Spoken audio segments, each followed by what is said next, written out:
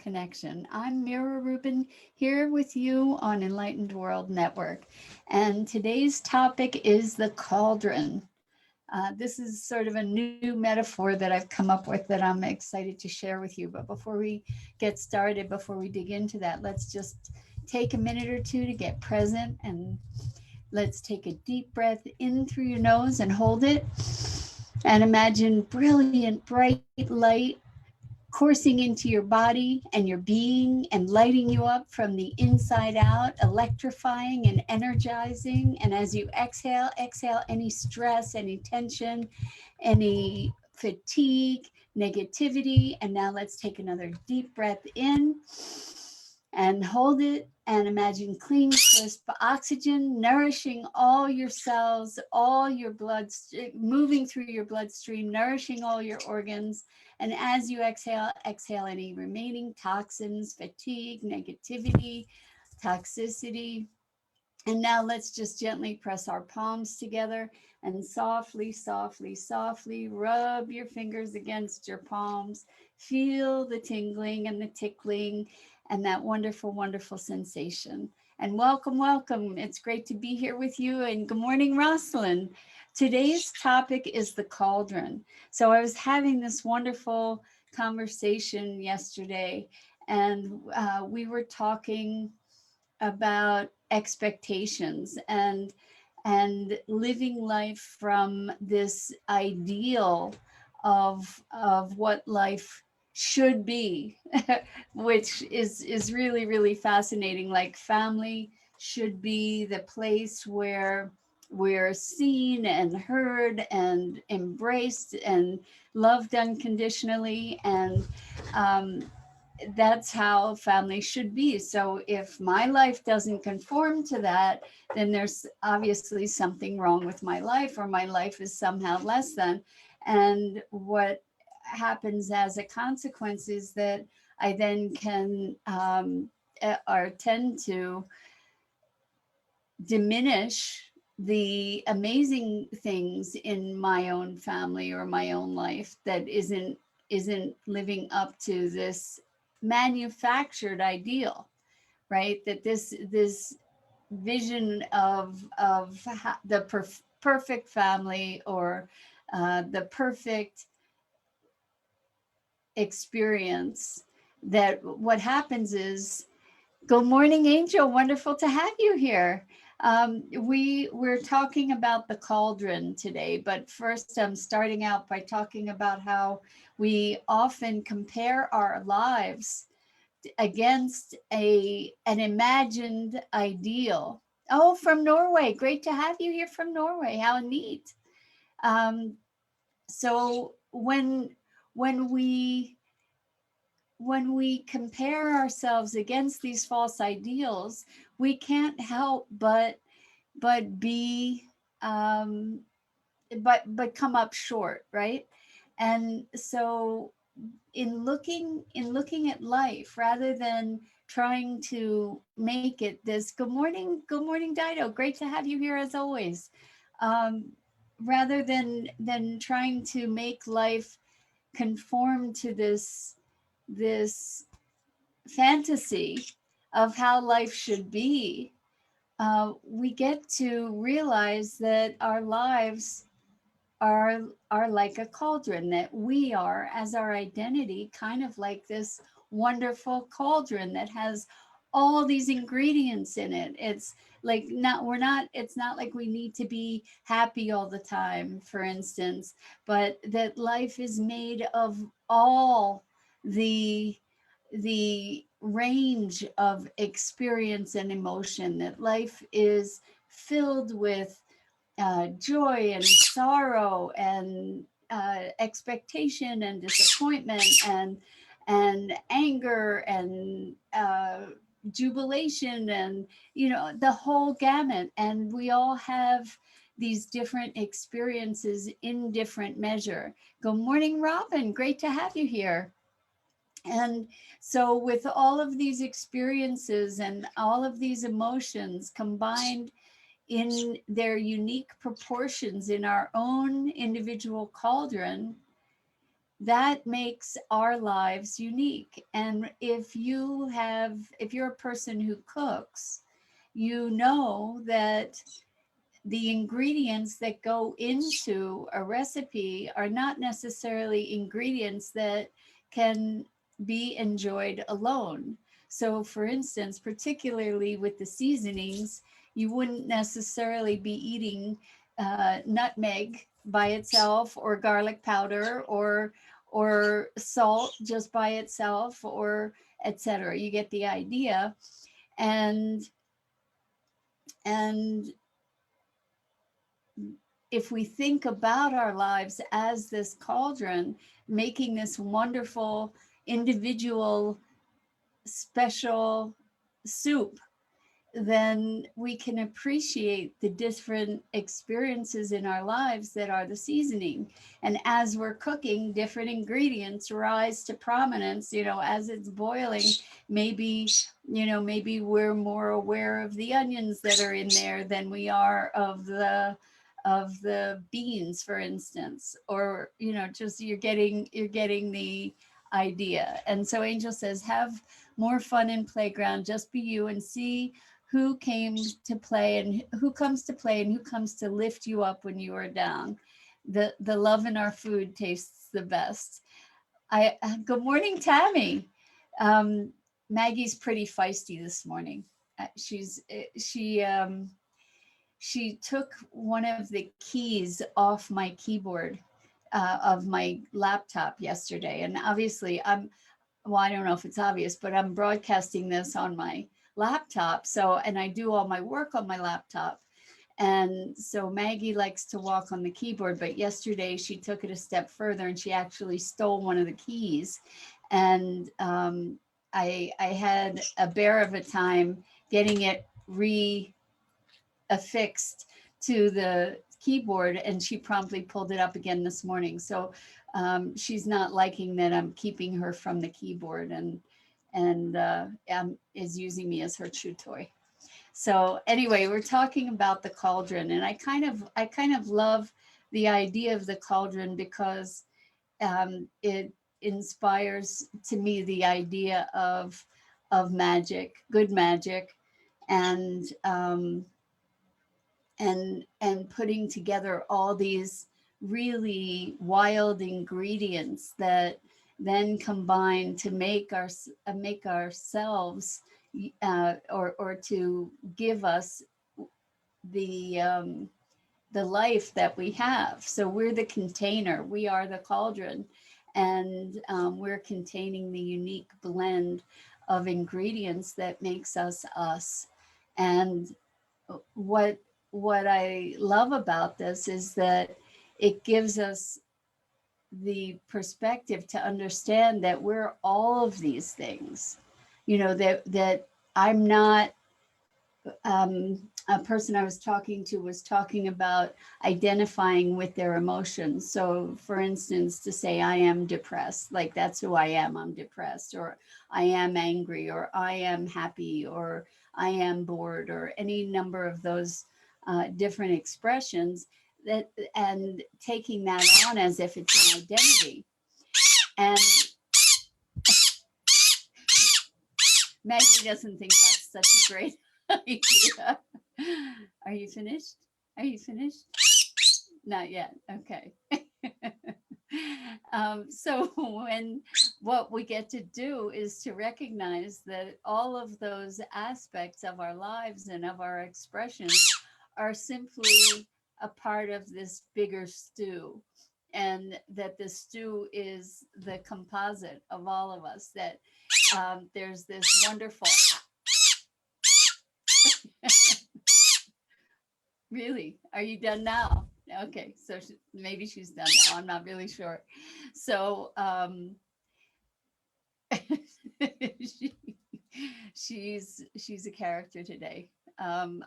So anyway, Angel says, we stand on cliff, our lives push us over the edge, magic holds us when we either fall or fly. That's beautiful. That's beautiful. And so when we, thank you for that, Angel. When we look at um, this this alchemy of our experiences, our beliefs, our thoughts, our emotions, our physicality. When we look at it all together, it makes this wonderful, wonderful synthesis. And I love the word alchemy because it's really talking to the whole being more than the sum of the parts. So that's what our lives are, and that's who we are. And this conversation arose partly. Well, I had an opportunity to use this metaphor multiple times yesterday, which was really fun. And one instance was when I was talking to a person who was was concerned in doing some change work about losing themselves, about about not knowing who they were going to be on the other side of the change work. And this is something that I've had multiple clients show up to sessions and tell me that they're afraid to deal with this issue because this issue is who they are, and believing that they were their behaviors or their attitudes. And it's so remarkable and inspiring to me to notice that every time somebody shows up with that fear, uh, on the other side, it's like nothing happened. And I don't mean that they haven't transformed; they have, but it wasn't like it wasn't like cutting off an arm or something like that. It was more like taking off a shroud. And oftentimes the things that we believe ourselves to be, or the identities that we hold, oftentimes those identities are really like shrouds that we put over, that we cover our light with, that we enrobe ourselves with, and then we become what we believe, that we are that robe, that we are that vestment, that piece of clothing, or that piece of adornment that we wear. And in fact, those things are often the things that keep us from the broader experience of actually being the cauldron. And the cauldron can contain pretty much anything, because because we are we are the container. We are not the stuff that's in the cauldron. We are the container, and the stuff that's in the cauldron is an expression, or is sums up to be our expression, perhaps, or our wisdom. But the thing is that even when we get to the point that perhaps the cauldron is empty, or it has so much in it that it has everything in it, then we are the container. We are the whole of all of it. And I know I've spoken about this before, but this sounds like a good time to remind you about it, or to speak it again. And that is this notion of letting go. So when we talk about evolution, it's about letting go. And I even talked about like removing this shroud from ourselves so that we can beam our light. Um, I think that the letting go idea is largely an Eastern idea. And as Westerners, we're very oriented toward accumulation, not letting go. We're fundamentally oriented toward acquisition, right? So the cauldron really works well for that idea, I think, because Rosalind says, letting go is freedom. Well, okay. I can understand that letting go is freedom and releasing resistance. And I'm just offering another perspective for the Western mind. And, you know, whatever works, it's really equivalent. Letting go, or instead being acquisitional, fundamentally, if we expand to include. So rather than letting go of the anger, expand to include the anger, which in its way allows us to incorporate it, or to kind of as we expand to include all the feelings, we get more and more expansive. And as we get more and more expansive, ultimately, we incorporate all things, all experience. And that's really kind of what the cauldron is. And so letting go and expanding to include are very much the same thing from different directions. At least that's how I experience it. So when I expand to include something, I am no longer resisting it, and I'm embracing it in some way, and I am incorporating it into my greater being as an aspect, as one of our many faces, as an ingredient in the cauldron. So Liliane, welcome Liliane. It's so good to see you. Yes, you haven't met Maggie before. Maggie is a new addition, sometimes very vocal. She had quite a lot to say earlier this session this morning. But yeah, this idea of the cauldron and life as this sumptuous feast. I kind of love that idea, to realize that we have so much richness that is available to us. And you know, sometimes the cauldron is bubbling over, and sometimes it's barely a simmer. And yeah, I just really enjoy the metaphor.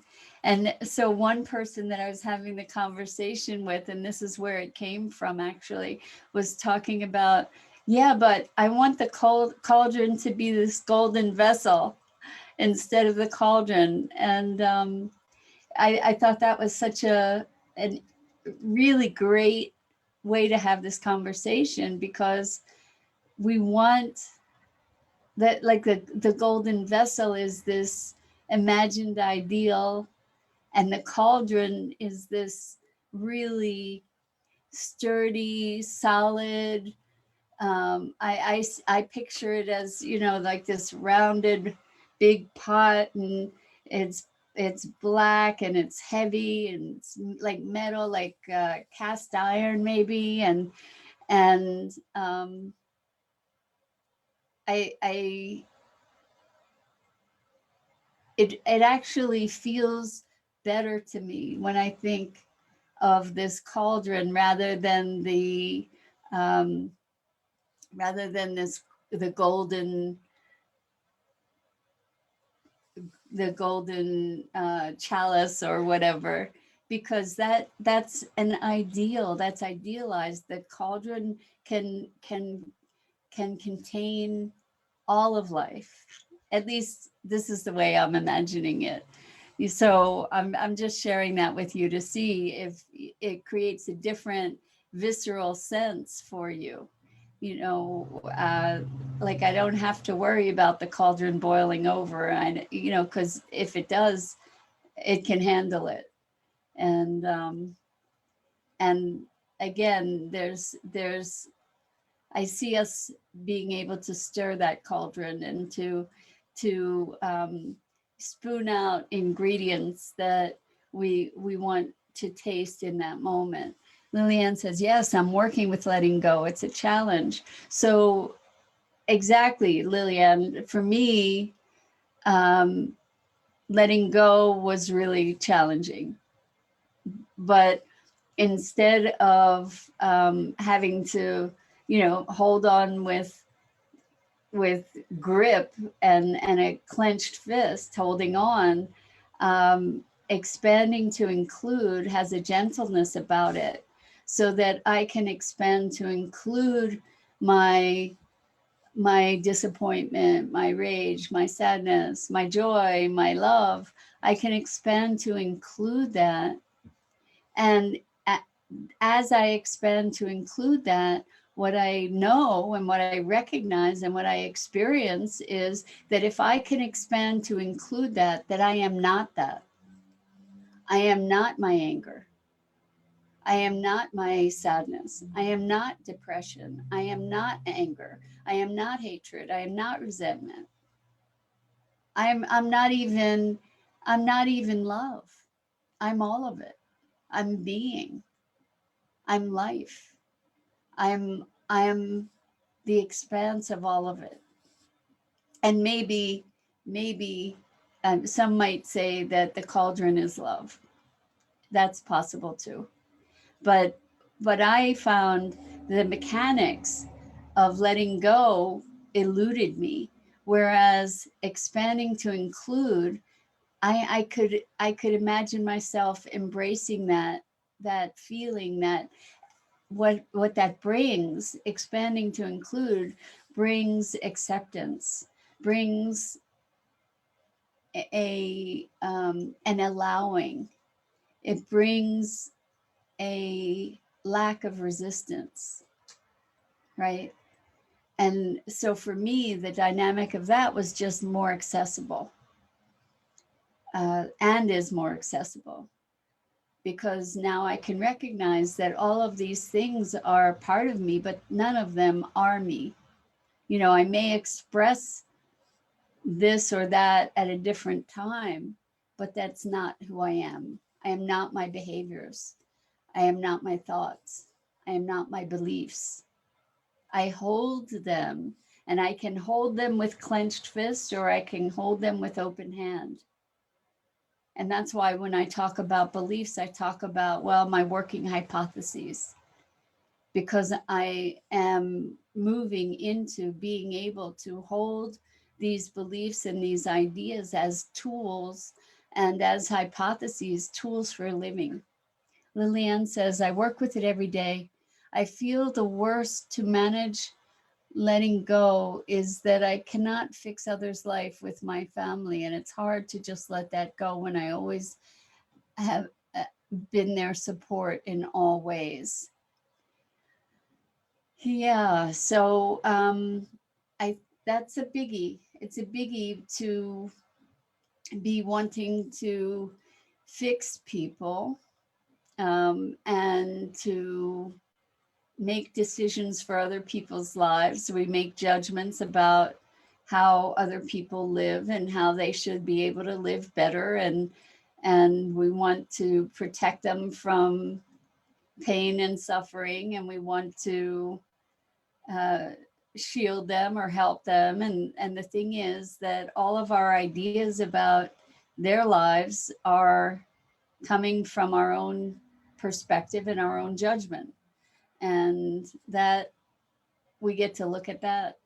We get to look at that. And um, there's a way, I think, of being with others, allowing them, like just really expanding to include them and their perspectives and their way of being. I mean, it doesn't mean that you can't offer support, but if that support isn't asked for, or that support is rejected, then it's not a personal thing. Like, who are we to decide how other people should be living? Really? I mean, what what what makes me think that I know how you should be living better than you do? Doesn't stop me from having my opinions, but really, who am I to tell you how to live? We can share ideas collectively, we can support each other in making shifts and changes, but Do I know better? I may think I do, but what's at the root of that is me judging you as less than me, right? And when we take a stand, when we assert our opinions and our perspectives, we also get to know that our opinions and our perspectives really are not truth. They're our own working hypotheses, really. And Lillian says, and it's hard not to feel bad when I try to use my own time on myself. Well, Lillian, that's the best place to be using your time, probably, is taking care of yourself.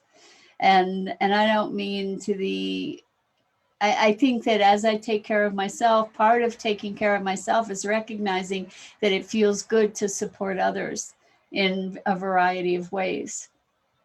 And that doesn't mean imposing my will on others, but offering support when it's welcomed. Rosalind says, just wanted to recap the expanding to include. Past, present, future. Present is quickly becoming the past. So expanding to include the past moving forward has less resistance to the present moment. I got to read this again. I love where you're going with this, Rosalind. This is awesome. Past, present, future. Present is quickly becoming the past. Moment by moment by moment, it is, exactly.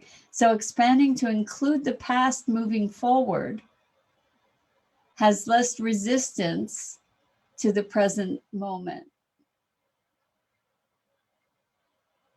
So are you saying, Rosalind, that by expanding to include the past, we don't have to worry about resisting the present moment? Because frankly, I think that resistance doesn't exist in the present. When we're truly present, I don't think that resistance exists. I think that the resistance that we experience is pulling the past forward or projecting into the future. And so we're not actually being present. I think that when we do have the ability to truly be present, that we're not in resistance. You know, so if I'm resisting, it's because I'm manufacturing the past or the future in my head. Because once the past is past, all that we know of it is what we make up about it. If that, I'm curious to hear your response to that, Rosalind, because yeah, the resistance is not being really truly present, I think. That's my hypothesis again. So Lillian says it's like they mean, oh, okay. So Lillian is saying that when you take care of yourself, it's like you don't care for them because you're taking care of you. But in fact, you do care for them. Well, if they think that maybe there's a way to better have communication, Lillian, where the way that you express your caring, maybe there's ways to express your caring for them more overtly and take care of yourself. I'm not really sure about the details of your circumstance, but I'm imagining that there are ways that you can share your caring, that they'll understand and still have space for you to take care of you. And Rosalind says, I resonate with the words to move through resistance by accept, align, allow. Yes, yes, because what is resistance? It's lack of allowing, right? It's lack of alignment, it's lack of acceptance. Exactly, Rosalind, you nailed it. And let's see, Rosalind says accept. Lillian says, yes, they see me as selfish. Well, you know, okay, so here's the thing about taking care of ourselves. Oftentimes, that we have a resistance to taking care of ourselves and feel that we're being selfish when we do that. And so if we're feeling that we're being selfish by taking care of ourselves, other people perceive us that way because we're broadcasting that. We're experiencing ourselves as selfish. And as a result, other people perceive us that way too, because we're broadcasting it. But if we're okay with taking care of ourselves, then it doesn't necessarily, it doesn't show up as selfish necessarily. And even, if someone is making outrageous requests of you, then and you decide not to be with those requests, that's in your right. If they think you're selfish, that's on them. That's okay. That's okay. If it matters more to you that they don't think you're selfish than it does to do what you need to do for yourself, then you get to choose that too. Rosalind says, accept the past, align with the present moment, allow room for future growth. I love it, Rosalind. That's beautiful. Accept the past, align with the present moment, allow room for future growth. Beautiful. Accept, align, and allow. That's beautiful. Really beautiful. Thank you so much for sharing that. And I think along with, I want to talk about that accepting the past. What is the past? The past is our perspective on situations that happened. Okay, it's not truth in a capital T way, because our memories of the past change over time. And the truth of it is that the past is our memory or our interpretation. So when we talk about accepting the past, what we get to do is to look at the stories that we have about the past and to find a way to reconcile those stories or to reframe them in ways that are going to be more empowering for us and align with the present moment. The way that I interpret what you're saying, Rosalind, is be present. And that's the biggest challenge of all, is being present, and then allow room for future growth. Allowing room for future growth is also about the stories that we create for the future, right? Like what kind of possibility are we going to entertain, and what kinds of stories are we going to tell ourselves about who we are now to expand into the possibilities of the future. So Lillian says, yes, I send them all love and that helps me. Love is the gift that keeps giving, right? Love is the gift that when we give it away, the more we give it away, the more we receive. So yes, I'm sure that helps, Lillian. That's great. And Rosalind says, in an airplane, in a crisis, you put the oxygen mask on yourself so that you can help others. Exactly. If we don't sustain ourselves, there's nothing there to give to others at all. So, and Lillian says, thank you, Rosalind. And Rosalind said, Robin says, live each day as if it were your last, so that you have no regrets for your past. Oh, I love that. Live each day as if it were your last, so you have no regrets for your past. And it looks like that is a quote from Robin. Congratulations. That's a great quote. And there's a lot to be said about living each day as if it were your last, because then perhaps we can be more driven by our heart, by our deepest intentions. And Rosalind says, detach from past thought patterns or behaviors. So the detach takes us full circle back to letting go, right? Past thought patterns or behaviors. And there's an art to that in and of itself, I believe, is recognizing our patterns and moving through that. And belief work is certainly one way to do that. And the core connection work that I do, I believe works on the level of frequency of patterns. So, you know, we have different levels with which we,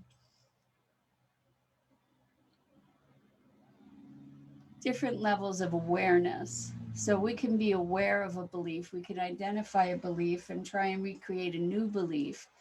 But I believe that my working hypothesis is that there are underlying, like that we're frequencies, that we, that certain thoughts and certain patterns have certain frequencies, and that when we're shifting those beliefs on a rational level, there may still be that frequency that from which that belief was derived that is operational, and that is why so many times we see ourselves coming back to the same behaviors, the same patterns over and over and over again, even after we've done a lot of work.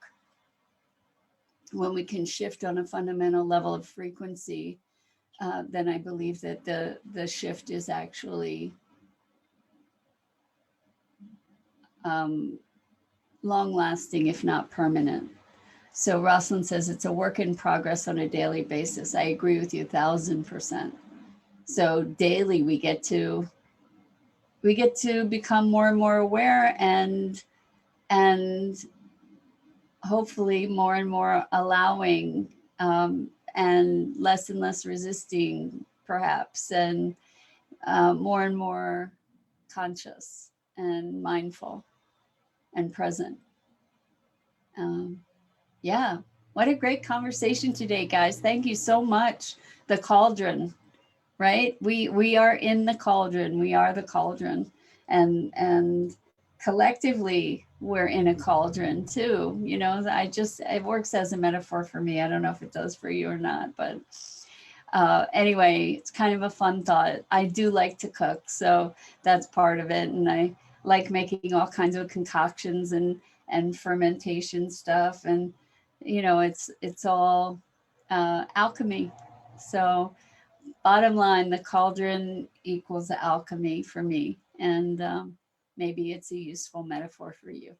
So I think that's it for today. I'm Mira Rubin. This is Maggie. And this is the Core Connection. We come here each day. We go live each weekday morning on the Enlightened World Network Facebook page at 9 a.m. Eastern. And I invite you to check out the other awesome programming and community at Enlightened World Network. And until next time, just stir that cauldron and notice the ingredients that are taking your attention in this particular moment. Lots and lots and lots of love to all of you, and gratitude for sharing this time.